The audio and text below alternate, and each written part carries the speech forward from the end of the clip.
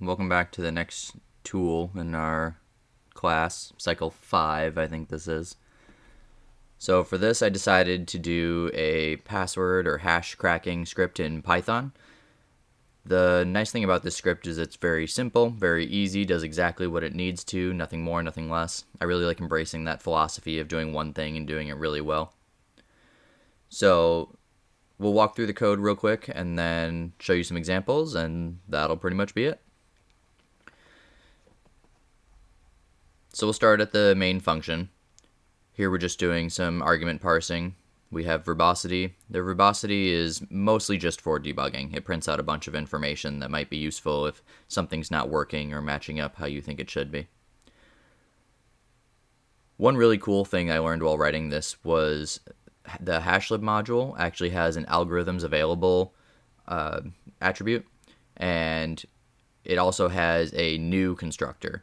And you can just create a hash object by passing in the name of the hash, and you can check if that name is actually in the algorithms available, which makes it really easy to support a lot of algorithms that hashlib already supports in literally 2 lines. If it exists in there, go ahead and create an object. Print out any information if we have the verbosity turned on. Now here's the meat of it, and it's really not very long, but I added comments and a bunch of conditionals, so it makes it look longer than it is. If we have a single guess and a single hash, we go ahead and run the single guess, single hash function, and we pass in the hash object, the hash we want to check against, the guess that we need to hash, and if verbosity is turned on. So this function, the single guess, single hash, is the foundation of this script. If we scroll back up, we can see here, checks the computation of a guess with the hash function against the supplied hash. Verbosity is optional. One thing with Python 3 is that we need to understand what type of string or bytes the information we're getting is.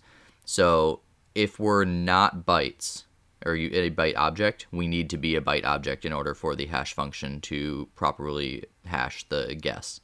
So if we're not bytes, we need to become bytes. And we try to stay as a byte object throughout this script. So if we're not bytes, we become bytes. We go ahead and hash the guess, which is what this hash function .update method is. We're going to compute the hash digest and the hex digest. That way, if the user supplies either one, it will find it. Notice here how we have to re-encode because the hex digest is a regular string, and we need it to be bytes.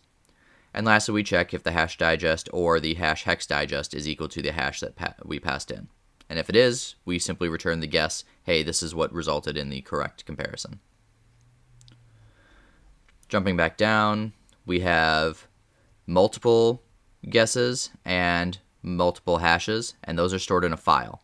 So for the guess file, we use the guess file single hash function, and for the multiple hashes, we use the single guess hash file function.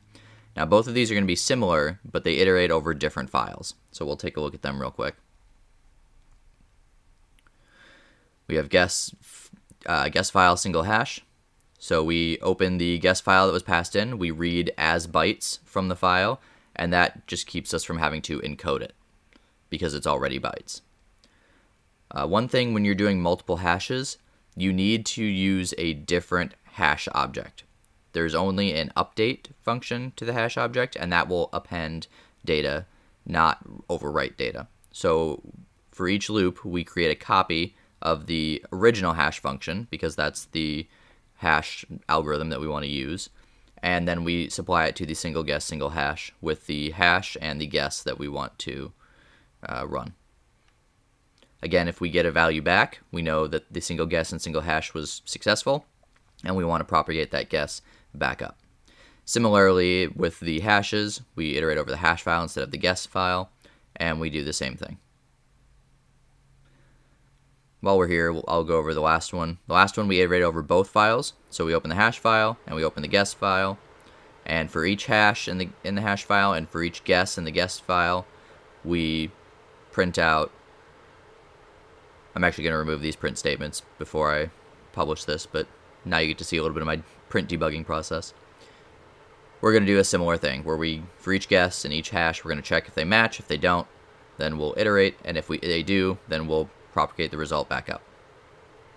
In fact, you guys, I'll just do it right now.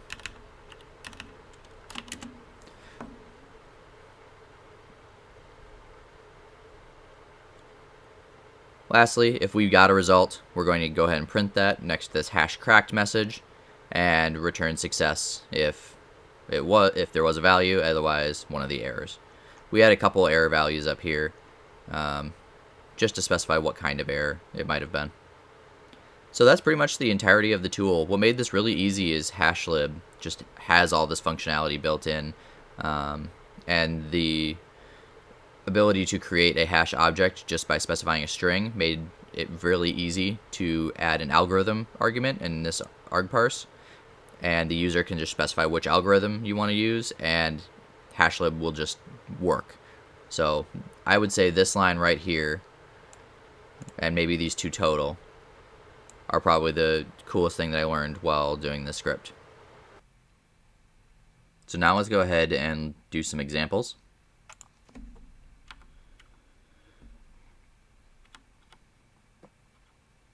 So here we have a single guess and a hash and the algorithm, the MD5.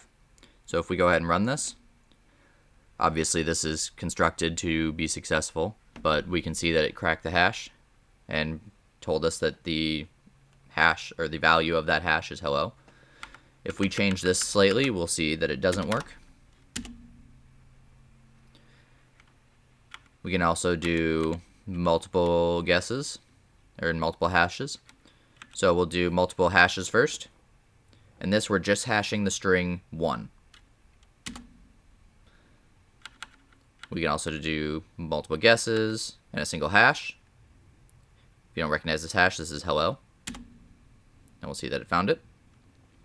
And of course, we can do multiples of both. Multiple guesses, multiple hashes, and multiple guesses. Here we've got a list of test guesses, a list of test hashes, and we're going to do a verbose output so you guys can see what that looks like. So it did work. We got the hash cracked at the end. We found 1. This is what the output looks like. So if we start from the top, we can see it's an MD5. It says the guess file and the hash file. And then for each guess, we get what guess is actually being passed in, what the digest of it is, what the hex digest of it is, and then what the actual hash was that was passed in. So if you're debugging this and you want to check, you want to look for test. You want to see that hash digest and hash hex digest match, one being a hex output, one being the actual byte output.